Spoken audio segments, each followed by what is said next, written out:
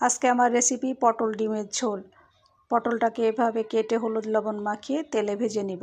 একবারই আমি তেল দিয়ে দিয়েছি, বেশি ভাজবেন না, এভাবে ভেজে নেবেন।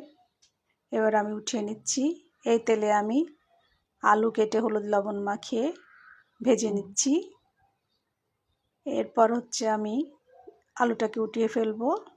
এরপর হচ্ছে আমি এই ডিমটা ভেজে নিব হলুদ লবণ মাখিয়ে। এই তেলে আমি 2 চামচ চিনি দিয়েছি। চিনিটা গলে গেলে তারপরে হচ্ছে আমি পেঁয়াজ কুচিটা দিয়ে দিব। পেঁয়াজ কুচিটা একটু ভাজা হয়ে গেলে এর ভিতর আমি আদা বাটা, রসুন বাটা দিয়ে মশলাটা একটু কষিয়ে নিব।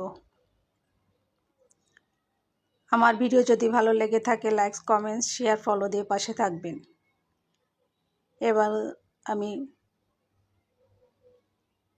টমেটো কুচি আর কাঁচামরিচ কুচি একসঙ্গে দিয়ে দিয়েছি।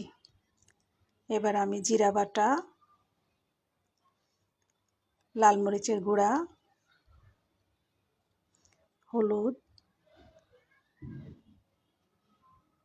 গরম মশলার গুঁড়া দিয়ে একটু কষিয়ে নিব, লবণ।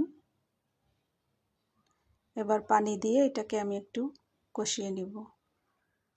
আমার ইউটিউব চ্যানেল আছে স্বাদ ও সৌন্দর্য বাই রুমানা খাতুন, ভিজিট করবেন।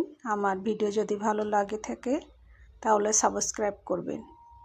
আমি যে পটল আলু ভেজে রেখেছিলাম ওইটা দিয়ে পানি দিয়ে দিয়েছি। এবার পানিটা অর্ধেকটা টেনে আসলে আমি এবার ডিম দিয়ে দিব। ঝোলটা পরিমাণ মতন রেখে আপনার একটা নামিয়ে ফেলবেন। আমার